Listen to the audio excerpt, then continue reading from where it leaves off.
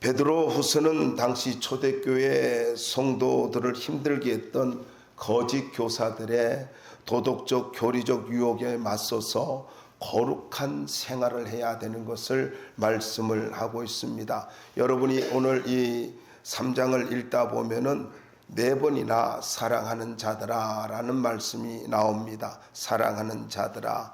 그러면서 꼭 강조하는 것이 있습니다. 사랑하는 자들아 해놓고 그 다음에 생각나게 라는 말이 나옵니다.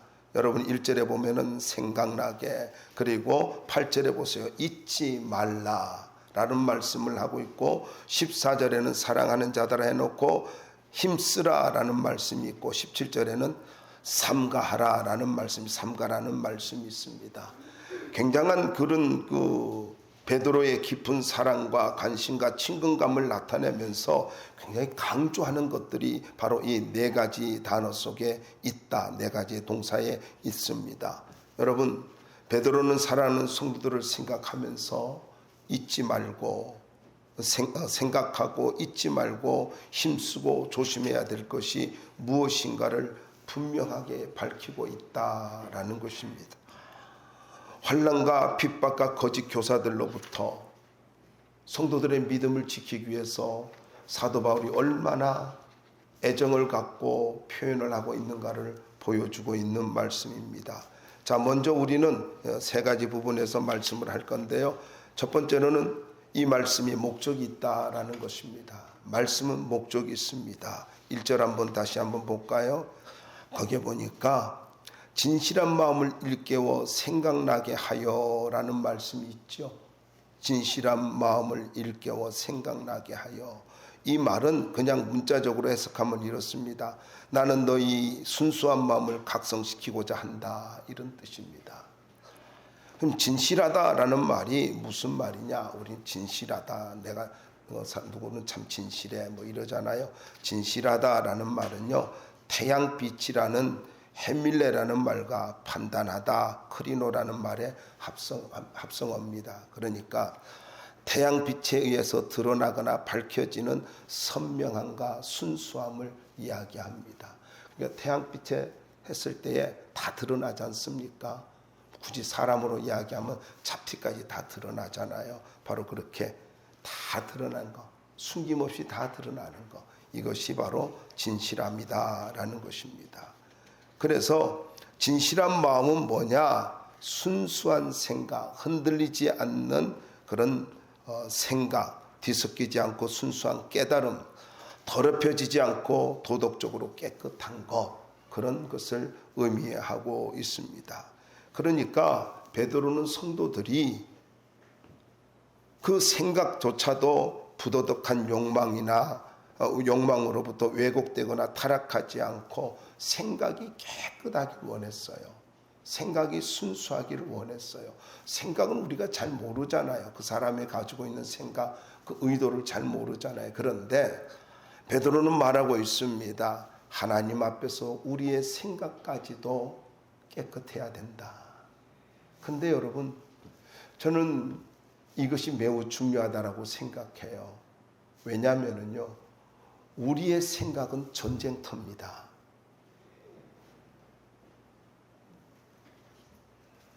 로마서에 보면은 성령의 생각이라는 말이 나옵니다. 그런데 요한복음에 보면은 마귀가 가룟 유다에게 예수를 팔 생각을 집어넣었더라. 생각을 집어넣었대요. 그리고 성경은 이렇게 말합니다. 그 마음의 생각이 어떠하면 그 위인도 그러하니라. 생각이 그 사람 됨입니다. 생각이 그 사람의 정체성이고 그 사람의 본래성, 다르게 이야기하면 그 사람의 그릇이에요. 생각이 그렇게 중요합니다. 근데 이 깨끗한 생각 속에 하나님의 역사들이 나타나기 때문에 생각까지도 깨끗하라는 것입니다. 여러분, 어떤 생각으로 오셨나요? 어떤 생각을 갖고 살아가나요? 아무도 몰라요. 나만이 가지고 있는 생각이 있습니다. 그런데 베드로는 이렇게 말합니다. 태양빛 아래 모든 것이 밝게 드러나듯이 하나님 앞에 우리의 모든 생각이 드러나기 때문에 우리의 생각까지도 순수해야 된다라고 말씀하고 있는 것입니다. 여러분, 왜 이럴까요? 당시에 여기 보면은 일깨워 생각나게 하여 라는 말이 나오지 않습니까? 그러니까 거짓 교사들의 가르침에 빠져서 하나님 앞에 범죄할까봐 베드로는 순수한 마음을 유지할 수 있도록 생각을 깨끗하게 하라. 여러분, 우리의 마음이 왜 더러워져요? 생각이 더러우니까요. 생각이 악하니까요. 그래서 우리의 마음을 깨끗하게 하는 비결은요, 생각 관리를 잘해야 된다라는 것입니다. 너무나 잘 아는 말씀이죠. 빌립보 4장 6절과 7절 말씀이죠. 우리가 이 생각의 관리는 무엇으로요? 감사로. 하나님 앞에 감사할 때 하나님께서 우리의 마음과 생각을 지켜주신대요. 중요한 사실입니다. 내가 내 마음을 관리하는 것이 아니라는 거예요. 나는 오로지 하나님의 은혜를 알고 감사할 때에 하나님께서 내 마음과 생각을 지켜주신다는 것입니다. 두 번째로는 여러분 2절 말씀을 보면은 한번 2절 읽어볼까요? 시작. 곧 거룩한 선지자들이 예언한 말씀과 주 되신 구주께서 너희의 사도들로 말미암아 명한 것이 기억하게 하려 하노라. 자, 두 번째는 말씀을 기억나게 하기 위함입니다. 베드로서를 기록한 이 후서를 기록한 이유가 뭐라고요? 목적이 뭐라고요? 말씀을 기억나게 하기 위함이다. 조금 소분해 볼게요. 거룩한 선지자의 예언한 말씀, 그 다음에 주 되신 구주께서 너희의 사도들, 그러니까 무슨 말입니까? 사도들을 통해서 선포한 말씀, 선지자들을 통해서 예언한 말씀, 그러니까 한마디로 말하면은 말씀을 기억하게 하려고 이 말씀을 기록했다라는 것입니다. 구원의 진리를 예언한 선지자들의 그 예언의 말씀을 예수님께서 이 땅에 오심으로 성취하셨지 않습니까? 그 성취된 그 예수님의 구속의 사역을 예수님께서 제자들에게 가르쳤고, 제자들, 사도들은 그 복음의 말씀을 선포했단 말이죠. 그 복음의 말씀을 기억하라라는 것입니다. 왜요? 흔들리지 않는 분명한 믿음을 갖기 원해서입니다. 여러분, 하나님의 말씀을 기억한다라고 하는 것은 믿음을 굳게 세운다는 이야기입니다. 그래서 우리는 끊임없이 하나님의 말씀을 기억해야 됩니다. 기억해야 돼요. 특별히 여러분에게 은혜 받은 말씀, 어느 순간인가 여러분의 인생에 찾아온 그 은혜로운 말씀을 어떻게 하라고요? 기억하라는 것입니다. 리멤버하라는 거예요. 그래야 어떤 유혹에도 흔들리지 않을 수 있습니다. 여러분, 저를 만나서만 여러분 은혜 받았겠습니까? 저를 만나기 전에도 여러분 신앙생활 했잖아요. 근데 그때에 여러분이 은혜 받은 말씀들이 있지 않습니까? 그 은혜 받은 말씀 때문에 여러분이 헌신하고 주를 위해 살았던 때가 있지 않습니까? 바로 그때 은혜 받은 말씀을 기억하라는 것입니다. 과거의 말씀을 기억하라는 거예요. 그 은혜를 받은 말씀을 기억할 때에 우리는 흔들리지 않을 수가 있다라는 것입니다. 잊지 마십시오. 은혜로운 말씀, 은혜 받은 말씀을 잊어버리고 말씀을 기억하지 않을 때에 사단은 우리의 믿음을 흔들어 놓습니다. 그래서 우리는 어떤 유혹에서도 흔들리지 않기 위해서라면요, 말씀을 기억하는 삶을 살아야 하는 것입니다. 성경은 우리에게 분명한 목적을 갖고 말씀을 기록하고 있습니다. 여러분, 말씀은 목적이 있는 거예요. 가령 이렇게 해봐요. 요한복음 왜 읽습니까? 예수님의 신성을 배우기 위해서입니까? 예, 예수님의 신성을 강조하고 있습니다. 누가복음 왜 읽습니까? 예수님의 인성을 나타내주고 있습니다. 인성을 배우려고 하는 거예요. 마태복음은 예수님께서 메시아임을 유대인의 왕으로 오셨다는 것을 보여주고 있습니다. 그거 때문에 읽나요? 아니에요.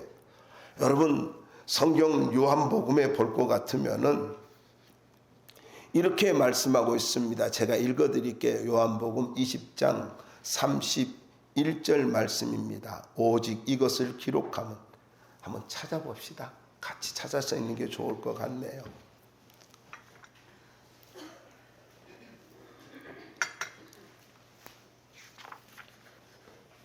요한복음 20장 31절입니다.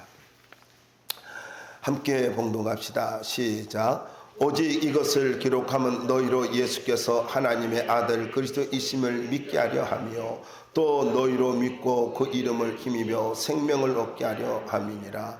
아멘. 두 가지죠. 요한복음을 기록한 목적이 예수님께서 하나님의 아들이시며 메시아이심을 믿게 하기 위함이라는 거예요. 그리고 그 예수님의 이름을 힘입어, 예수님께서 하나님의 아들이라는 것을 믿고 그 예수 그리스도의 이름을 힘입어서 영원한 생명을 얻게 하려는데 목적이 있대요. 그러면 우리는 요한복음을 읽을 때 어떤 목적을 갖고 읽어야 돼요? 요한복음 5장 39절에도 말씀하고 있지 않습니까? 너희가 영생을 얻고자 성경을 상고하거니와 성경을 읽거니와 묵상하거니와 깊이 연구하거니와, 그런데 이 말씀은 내게 대하여 기록한 것이라. 그래서 요한복음은 예수님 발견하는 것입니다. 그것에 끝나지 않아요. 그것으로 끝나지 않고 그 목적이 뭡니까? 우리로 하여금 예수님의 이름 때문에 그 예수님의 이름을 의지하고 영원한 생명을 얻게 하기 위함이라는 거예요. 그래서 요한복음을 읽고 난 다음에 여러분의 마음속에 구원의 감격이 생기면은, 구원의 확신과 감격이 생기면은 성경 제대로 읽은 거예요.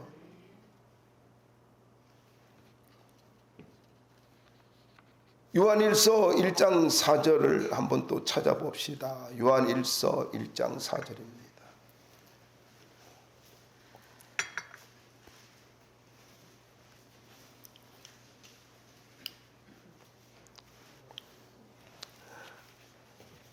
함께 읽어봅시다. 시작. 우리가 이것을 쓰면 우리의 기쁨이 충만하게 하려 함이라. 할렐루야. 여러분 요한일서를 기록한 목적이 뭐라고요? 기쁨입니다. 기쁨이에요. 그래서 성령의 기쁨을 알기를 원하나요? 하나님이 우리에게 주시는 기쁨을 알기를 원하나요? 요한일서를 읽으면 됩니다. 충만한 기쁨, 그 충만한 기쁨을 주기 위해서 우리에게 이 말씀을 기록했대요. 말씀은 기록한 목적이 있습니다.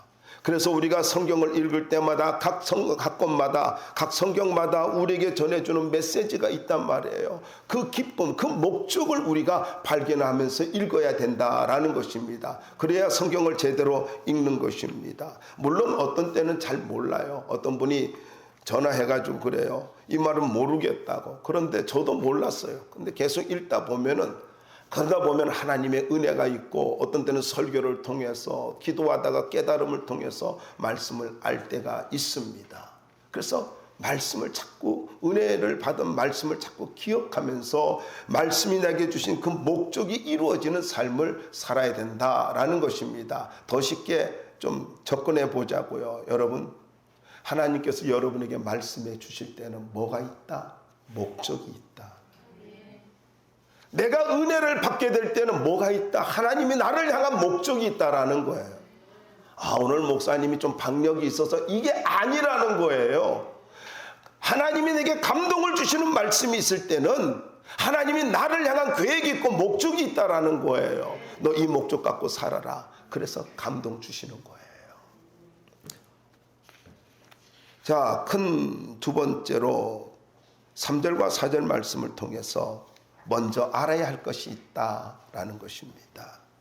3절 한번 읽어볼까요? 한번 읽어봅시다. 시작. 먼저 이것을 알지니 말세에 조롱하는 자들이 와서 자기의 정욕을 따라 행하며 조롱하여. 자, 여러분, 먼저 이것을 알지니, 이 말은요, 우선적으로 알아야 할 것이 있다라는 거예요. 우선적으로 알아야 할 것이 뭐냐 하면은 바로 말세에 조롱하는 자들이 나타난다라는 거예요. 그럼 이 조롱하는 자들이라는 말은 비웃는 자라는 말입니다. 비웃는 자. 그러니까 하나님을 경멸하고 모독하고 교만한 자를 이야기합니다. 하나님이 어디 있어? 에이, 설마 그러려고. 저 사람 기도해서 응답 받았대. 어쩌다 됐겠지. 뭐예요? 하나님을 경멸하는 거예요.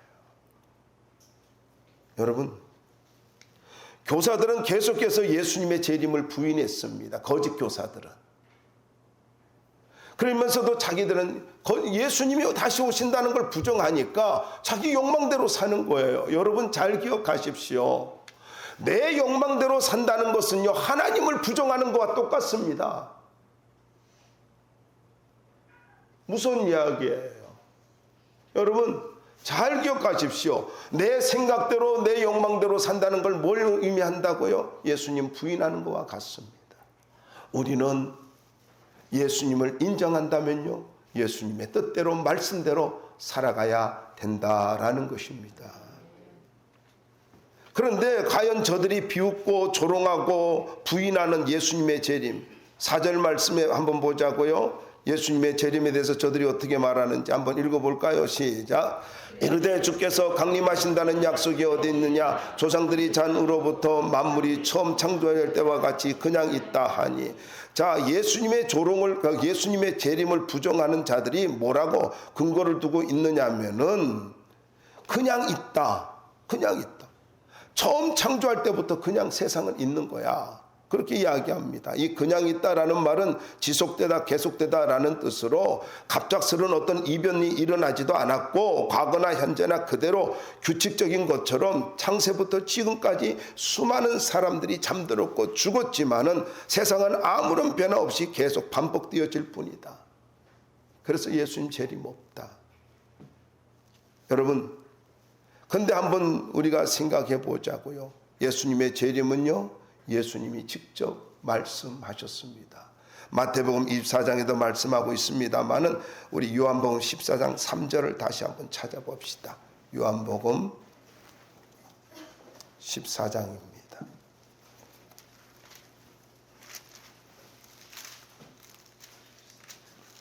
요한복음 14장 3절입니다. 함께 읽어봅시다. 시작. 가서 너희를 위하여 거처를 예비하면 내가 다시 와서 너희를 내게로 영접하여 나 있는 곳에 너희도 있게 하리라. 아멘. 자, 3절에 보면은요, 내가 다시 와서. 무슨 말입니까? 예수님은 분명하게 말씀하고 있습니다. 내가 다시 올 거야. 여러분, 이 예수님의 강림, 예수님의 재림, 이걸 파루시아라고 합니다. 파루시아. 예수님 분명히 다시 오십니다. 뿐만입니까? 우리가 아는 대로요, 바로 예수님께서 승천하실 때에 사도행전 1장에 볼 것 같으면요, 그것도 3장에도 나옵니다마는 천사들이 너희가 본 그대로 다시 올 것이다 라고 말씀하고 있고, 그리고 사도들이 계속해서 예수님의 재림을 굳게 믿고 예수님의 재림을 선포하였습니다. 여러분, 그런데 이렇게 질문해 보자고요. 복음이 뭐예요? 여러분, 복음이 무엇입니까? 복음은요, 예수님의 인카네이션, 탄생부터 시작되어지는 거예요. 그리고 예수님이 다시 오신다라고 하는 파루시아까지 연결되는 거예요. 십자가에 달려 죽으셨다가 3일 만에 부활하신 거, 이게 이것만 복음이 아니라는 거예요. 여러분 생각해 보세요. 예수님의 인카네이션이 없는데, 예수님이 낮고 낮은 몸으로 이 땅에 태어나신 것이 없는데 어떻게 십자가에 죽음이 있을 수 있겠냔 말이에요. 없잖아요. 그러니까 복음이 뭐냐 하면은요, 예수님의 인카네이션부터 파루시아까지라는 거예요. 다시 오시는 것까지입니다. 다시 오시는 것까지. 그러면은 예수님의 재림을 부인한다는 말은 무슨 말이에요? 복음을 변질시키는 것이고 복음을 부정하는 것이다 라는 이야기입니다. 여러분, 그럼 이것으로 끝나나요? 아니에요. 이 거짓 교사들, 조롱하는 자들은요, 개인의 믿음을 흔들어 놓는 것으로 끝나질 않아요. 한번 여러분 생각해 보십시오. 목사에게 이 믿음이 흔들렸다라고 해보자고요. 그러면 교회가 무너집니다. 신앙이 무너지면 교회가 무너져요. 장로님에게 이 교리가 들어가가, 이 거짓된 교리가 들어가서 믿음이 흔들려 버렸다 해봅시다. 그 교회의 기둥이 흔들려 버리는 거예요. 결국 무슨 말이에요? 교회가 무너지는 거예요. 여러분 잊지 마세요. 복음이 무너지고 변질되어지면은 교회가 변질되어지고 무너지는 거예요. 주님이 피로 값주고 사신 교회.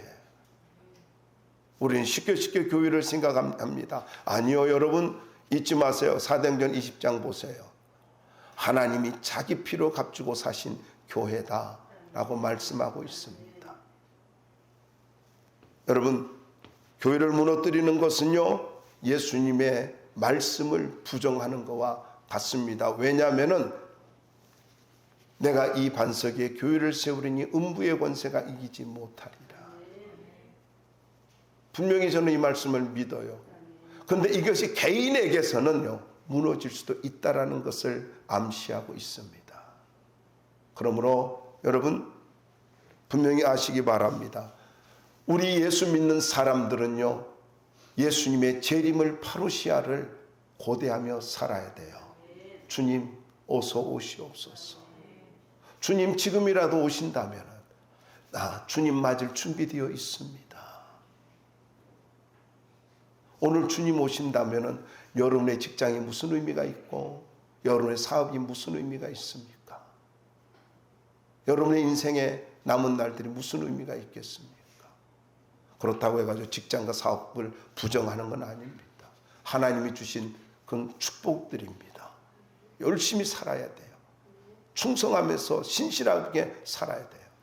그러나 그 모든 것은요, 복음 안에서입니다. 믿음 안에서입니다. 주님이 오실 날을 기대하면서 우리는 살아야 됩니다.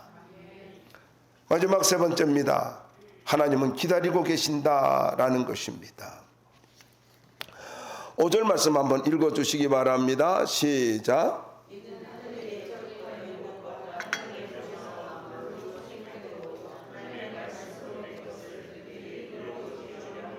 네, 여러분 하나님께서 천지를 말씀으로 창조했습니다. 5절은요, 말씀으로 세상을 창조했다라는 거 보자고요. 하늘이 옛적부터 있는 것과 땅이 물에서 나와 물로 성립된 것도 하나님의 말씀으로 된 것이라고 말하고 있습니다. 쉽게 말해서 창세기 1장의 말씀인데 하나님의 말씀으로 창조되었대요. 보세요. 말씀으로 된 것을 이렇게 말하고 있습니다. 말씀으로. 천지 창조는요, 말씀으로 된 것입니다. 그런데 이 사실을 가지고 말씀에 따라 이렇게 창조되었다라고 하는 건데, 세상을 창조했다는 걸 조금 더 말씀드리면 이렇습니다.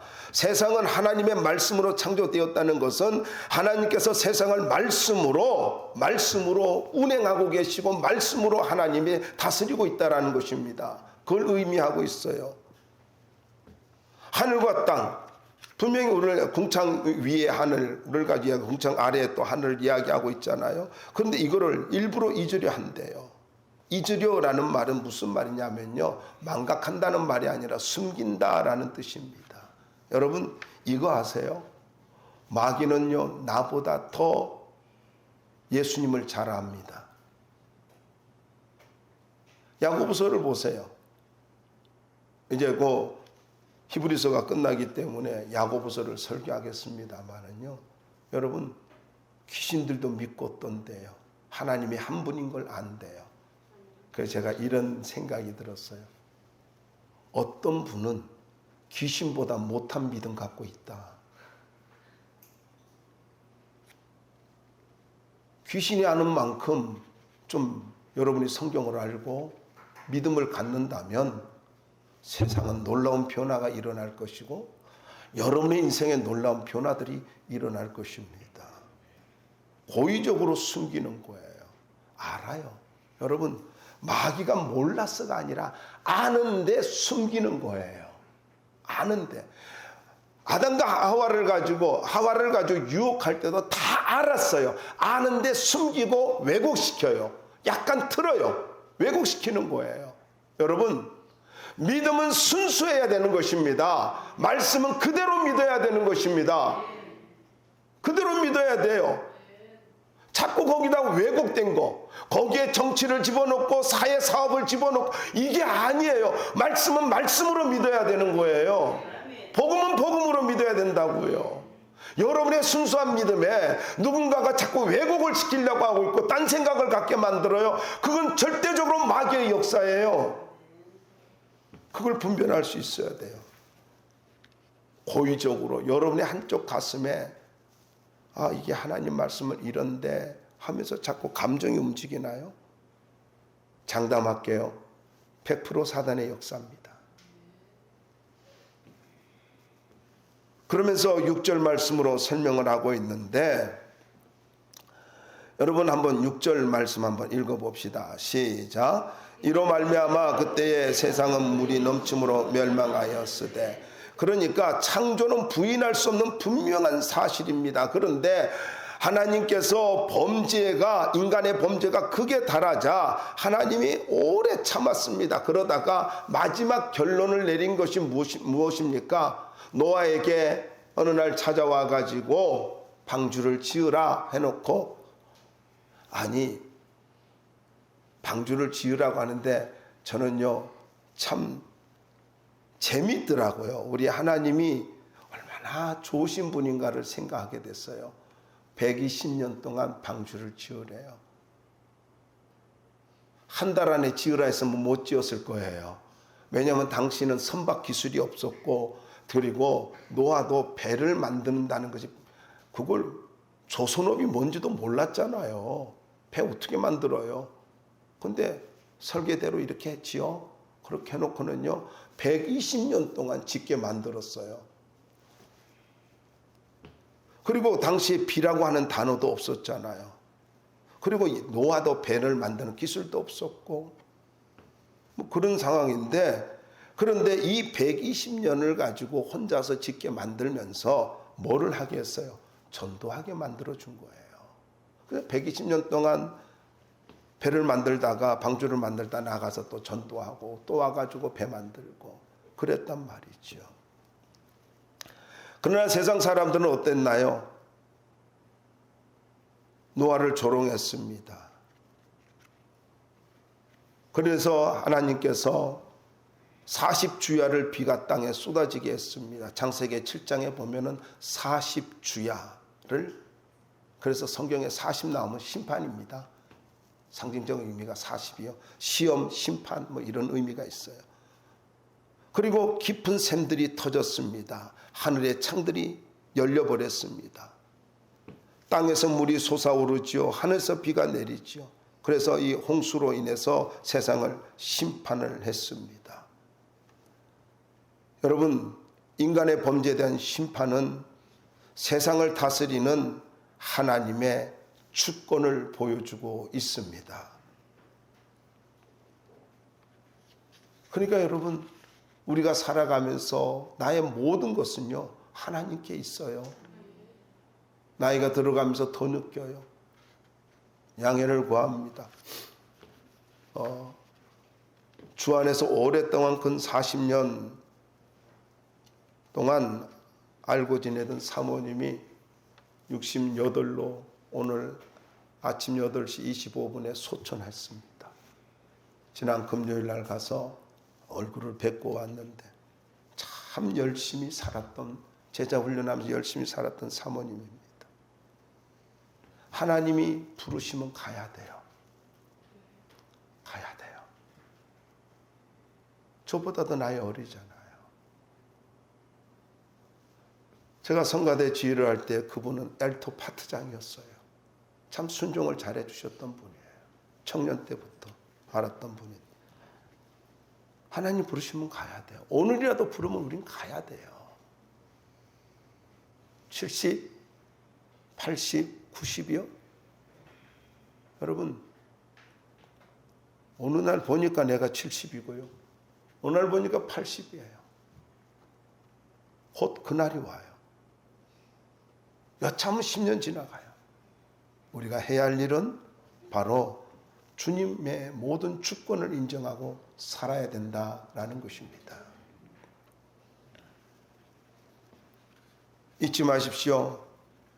예수님께서 이 땅에 오시면 반드시 노아 홍수와 같은 심판이 있다라는 걸 우리가 잊지 말아야 돼요.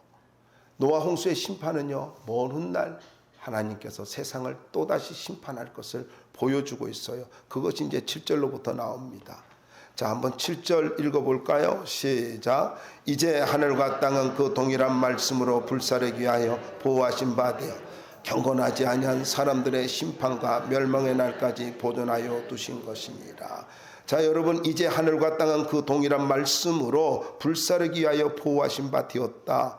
여러분, 무슨 말입니까? 현재 하늘과 땅, 그리고 재림 후에 전개될 새하늘과 새 땅을 지금 대조시키고 있는데, 물로 심판하신 하나님께서, 예수님께서 재림하실 때에 현재 하늘과 땅을 불로서 심판하신다는 겁니다. 그런데 특별히 여러분이 보면은 보호하다라는 말이 나오지요. 쌓아두다, 저축하여 두었다라는 말입니다. 그러니까 심판하기 위하여서 하나님이 잠깐 보류해뒀다, 이 말입니다. 근데 저는 이 말씀을 보면서요, 생각이 들더라고요. 여러분이 읽으시면서 뭔가 느낀 것이 없나요? 하나님께서 물로 심판할 때 심판의 대상을 언급하고 있습니다. 7절 다시 한번 보세요. 심판의 대상이 누굽니까? 경건하지 아니한 사람들.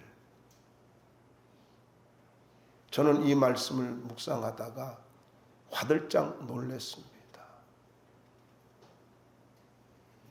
아무리 신학적 사조를 가지고, 자유주의 어떤 신학적 사조를 가지고, 현대 신학을 가지고, 이런저런 나의 어떤 경험을 가지고 이야기한다 할지라도 여러분 잊지 마세요. 하나님은 경건한 자들을 찾으십니다. 하나님은 경건한 자를 찾아요.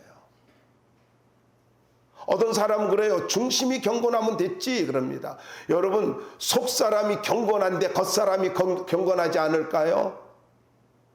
아니, 따로 놀아요? 이분법으로 따로 놀아요? 아니에요. 영혼육이 하나라는 걸 잊지 말아야 돼요. 그 마음에 생각이 없다면 그 사람의 그 위인도 그러하니라.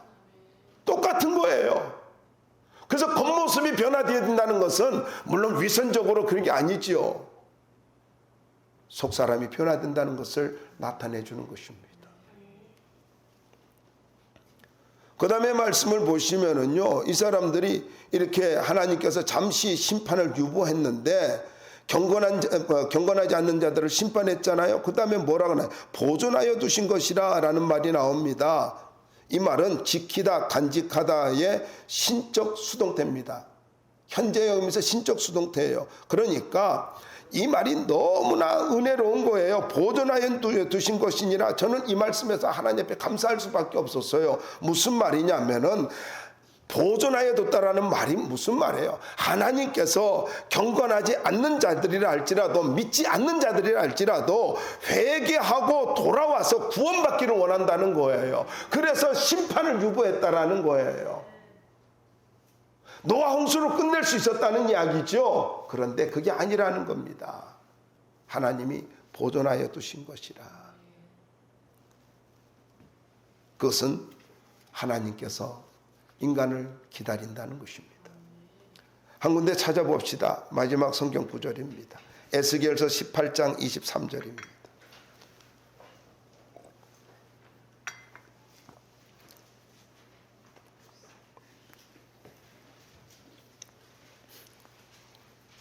에스겔 18장 23절입니다. 함께 읽어봅시다. 시작. 주 여호와의 말씀이니라. 내가 어찌 악인이 죽는 것을 조금인들 기뻐하랴. 그가 돌이켜 그 길에서 떠나 사는 것을 어찌 기뻐하지 아니하겠느냐. 할렐루야. 하나님은 악인이 심판당하고 멸망하는 걸 조금도 기뻐하지 않으신대요. 사랑의 하나님이 어찌 이럴 수 있느냐라고 말하는 사람들 종종 있잖아요. 근데 여러분 보세요. 하나님이 분명하게 말씀하고 있습니다. 악인이 죽는 것을 조금도 기뻐하지 않는다요. 이걸 다르게 바꿔볼까요? 이걸 조금 더 확대해가지고 말씀을 적용해 보자고요.